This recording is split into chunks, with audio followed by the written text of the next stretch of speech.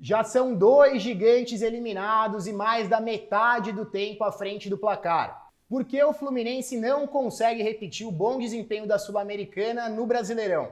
Vem com a gente que vocês vão descobrir.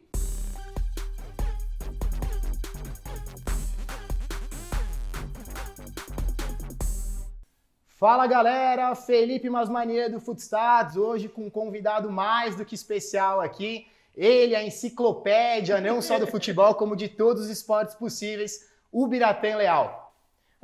Obrigado aí pelo convite, Felipe. Estamos aqui para desvendar um pouco esse mistério que é o Fluminense do Fernando Diniz, porque ele joga tão bem no mata-mata e nem tão bem assim nos pontos corridos. Ou porque ele não consegue os resultados, porque todo mundo fala que nos pontos corridos o Fluminense joga bem e não consegue resultado. O que está acontecendo? Exatamente, para contar um pouco a história de como a gente armou esse vídeo, a gente estava levantando um material aqui, eu e o Iso, que vocês conhecem, já que está aqui em todos os vídeos, levantando um material justamente da diferença do Fluminense do mata-mata e dos pontos corridos. Foi aí que a gente viu que o Bira tinha gravado um vídeo muito bom, a gente vai deixar aqui no card para vocês também, na descrição do vídeo, falando exatamente do mesmo tema, e a nossa ideia vai ser justamente isso, complementar esse argumento qualitativo do Biratã Leal com a nossa parte mais quantitativa, a nossa parte dos números.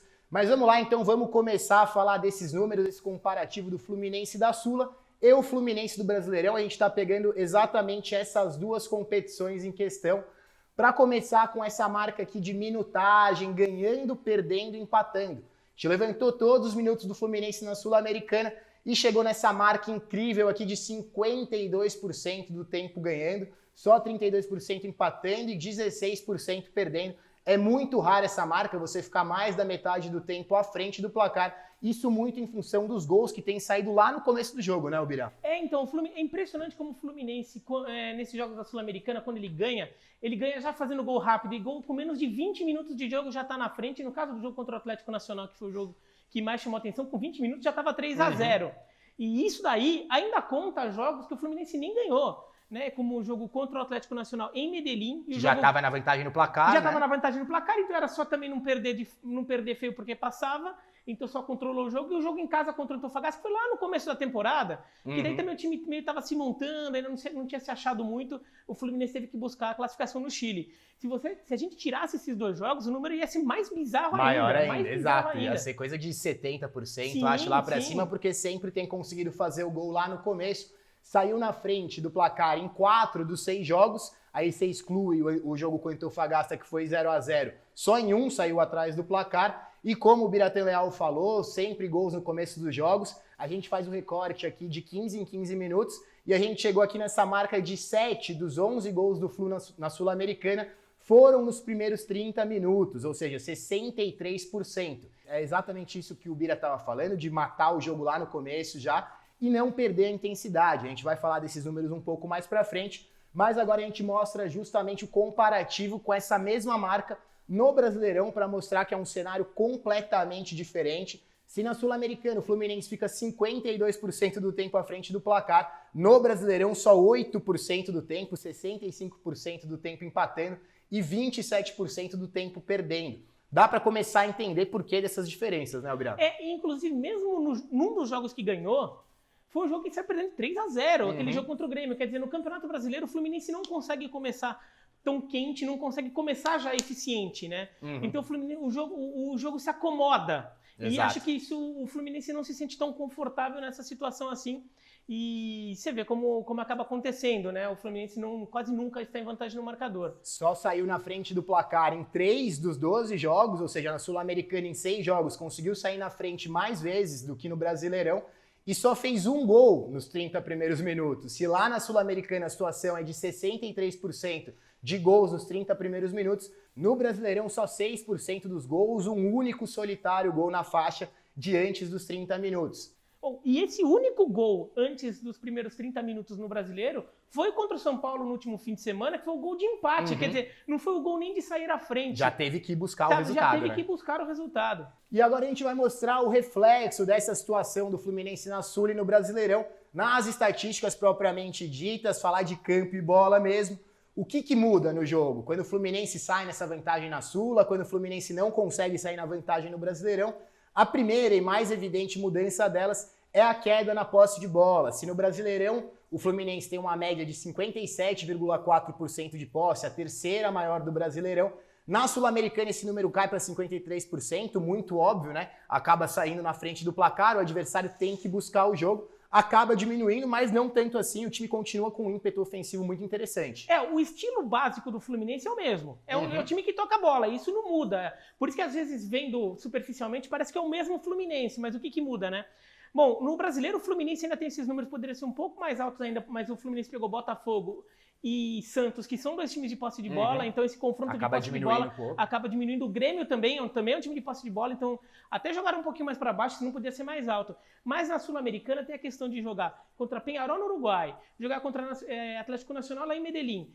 Time sul-americano em jogo de mata-mata é volume de jogo, né? Então o Fluminense mais toca a bola, tudo, mas tá mais controlando o adversário. No caso do Peñarol saiu muito em contra-ataque, mas você vê como a posse de bola até diminui, ou seja, não é necessariamente o toque tem mais a bola, é o que faz no tempo que tem, que a gente vai ver daqui agora. Exatamente essa história da construção por baixo e por cima. A gente divide os passes curtos, que são os passes mesmo, para os passes longos, que são os lançamentos, a gente dá o nome de lançamentos.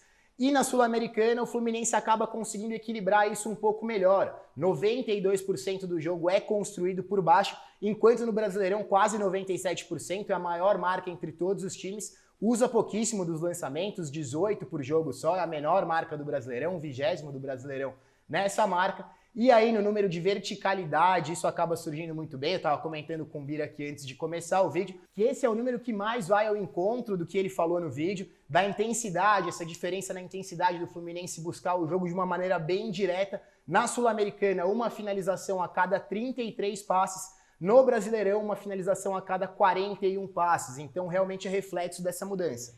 O Fluminense no Brasileiro parece um time um pouco mais prolixo, enrola muito e não chega nos finalmente. Mais horizontal, né? Fica aquela bola trocando então, por de lado exemplo, pro outro. É mais toque de lado, você vê a construção por baixo, fica muito alta, porque é muito toque, o jogo fica muito curto. É legal, é bonito, mas assim, tanto, às vezes, você dá tempo da defesa adversária se montar. E quando a defesa adversária se monta, é mais difícil você achar o espaço.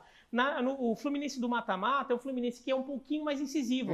Em alguns momentos ele identifica o espaço, ataca esse espaço com lançamento, vai mais rápido, né? Não fica enrolando tanto para finalizar. Isso faz muita diferença. Quer dizer, aí você vê como o estilo pode até ser inicialmente o mesmo, mas a intensidade é outra. Exatamente. Você falou até no vídeo da Copa do Brasil também, esses números a gente traz só de Sul-Americana, mas na Copa do Brasil o cenário foi bem parecido, fez baita jogo contra o Cruzeiro, quase conseguiu a classificação, mas também se enquadra nessa história do Fluminense do mata-mata.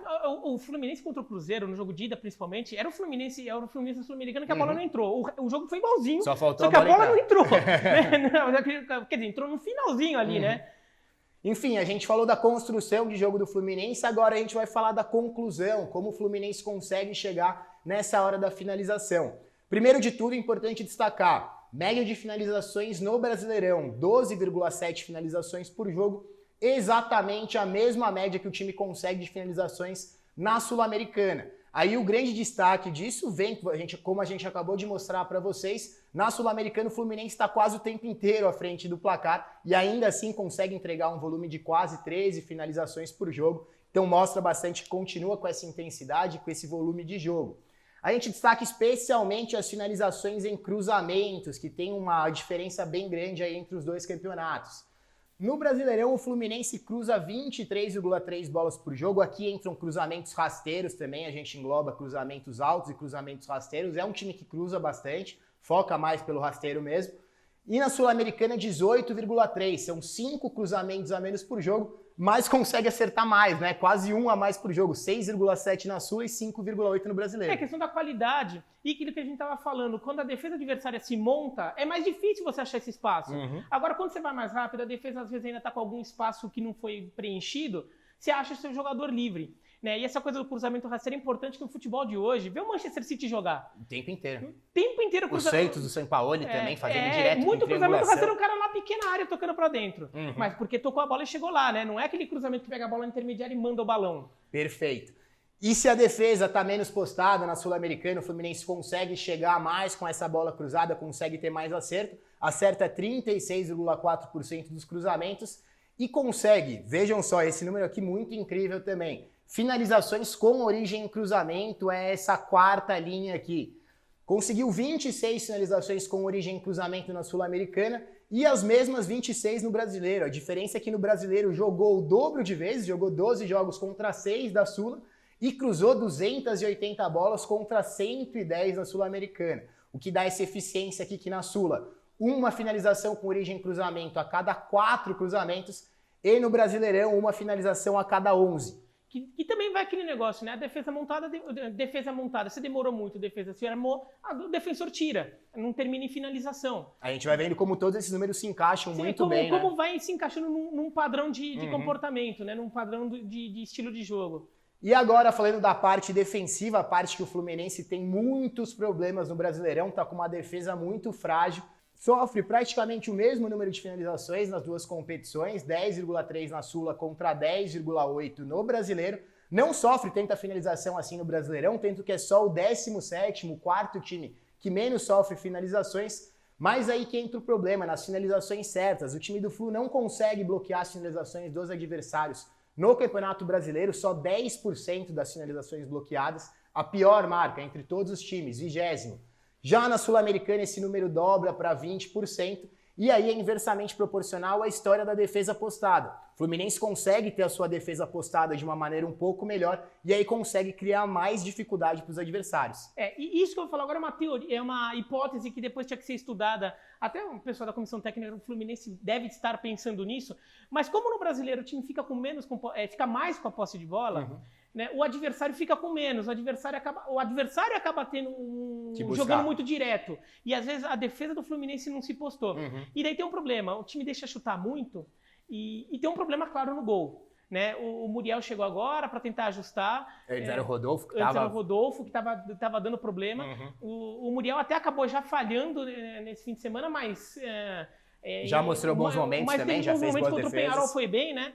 E esse é um problema, né? O time que deixa chutar muito acaba estourando no goleiro. Se o goleiro não for bom, aí vai estourar mesmo, né? A bola vai entrar. Aproveitando que o Bira falou da comissão técnica do Flu, comissão técnica liderada pelo Fernando Diniz, a gente sempre destaca bastante ele. Importante lembrar do Márcio Araújo também, que está na comissão técnica do Flu, técnico muito experiente, já trabalhou por Palmeiras, por Atlético Mineiro e tem uma cancha também, é um cara que já tem uma experiência muito grande e dá uma força muito grande também na comissão do Flu.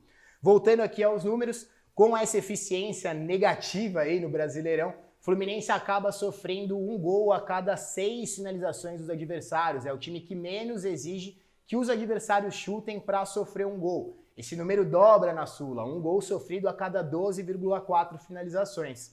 E o último número aqui que a gente destaca é o número de rebatidas, que aumenta bastante também na Sula, quase que dobra. No Brasileirão, 15,2, o time que menos rebate. A rebatida, assim, é aquele chutão, o lançamento não, o lançamento é aquela bola mais construída. Mas o chutão a gente valoriza demais, aqui a gente sempre costuma falar que defesa boa rebate. E na Sul-Americana rebate mesmo, 27,5. Mais uma que vai muito ao encontro da situação do jogo, o adversário tentando buscar o resultado. O adversário com mais intensidade, o adversário brigando mais em relação à posse de bola mais equilibrada, então o adversário está mais em cima. E daí tem aquela coisa de Atlético Nacional em Medellín, Peñarol em Montevideo, é estilo de jogo mesmo, é volume, né? Pressão, é o estilo de jogo sul-americano quando joga-se em casa contra um adversário brasileiro. Agora, por que acontece isso, né? Por que tanta intensidade diferente? Acho que não é orientação diferente tudo, é que de repente a forma de entrar em campo, a forma de abordar o jogo, de repente o jogador do Fluminense tem se focado mais, ou de repente a característica do adversário está encaixando melhor com o jogo do Fluminense. A reação ao gol sofrido também, muitas vezes até algo mais psicológico da reação dos jogadores, dá para dizer isso também. De repente o excesso de time reativo no Brasileiro pode ser um problema que na competição sul-americana, de repente o Fluminense não sentiu tanto. E muita gente fala em nível dos adversários, mas na Sul-Americana já eliminou Peñarol e Atlético Nacional, como a gente já falou, times gigantes com um peso muito grande em competições continentais, né? Times que teriam um nível para estar jogando na primeira divisão do Campeonato Brasileiro. Né? Então, assim, claro, eles não têm o nível do Palmeiras, do Inter, do Grêmio, lá do Flamengo, mas eles têm nível para jogar, né? O Peñarol contra o Flamengo deu trabalho, ganhou no Maracanã. Então, assim, são times de nível. Mas é isso aí, galera. Essa foi nossa análise de hoje. A gente aproveita para agradecer mais uma vez o Biratã Leal, que se prontificou muito rápido até a vir gravar esse vídeo com a gente. Aí. Se vocês gostaram do canal, dê o seu joinha aí, é bem importante pra gente. Se ainda não é inscrito no canal, inscreva-se no canal, ative as notificações. Inscrevam-se também no canal do Bira, é o Bira Leal, né? É o Bira Leal. Só buscar lá que vocês acham, a gente vai deixar aqui na descrição do vídeo também o link para vocês se inscreverem direto lá. E é isso. Alguma última coisa a acrescentar aí, Bira? Acho que é só isso mesmo, deu para destrinchar bem. O meu vídeo não ficou tão bom quanto esse aqui, porque eu não tinha tantos números. Eu tinha números mais básicos ali, eu usei com números mais básicos. Esse aqui tá muito mais detalhado, então... Os dois se complementam muito bem. Acho que o retrato tá muito bom aqui para todo mundo entender um pouco o que está acontecendo no Fluminense. E certamente a comissão técnica do Flu tá se debruçando nisso para tentar descobrir o que fazer para que o Fluminense do mata-mata vire o Fluminense dos pontos corridos. É isso, mas os dois vídeos se complementam muito bem. Terminou de assistir esse, corre lá pro canal dele para assistir o dele também, que você vai ficar com uma noção melhor ainda. Isso aí, galera. Um abraço e até mais.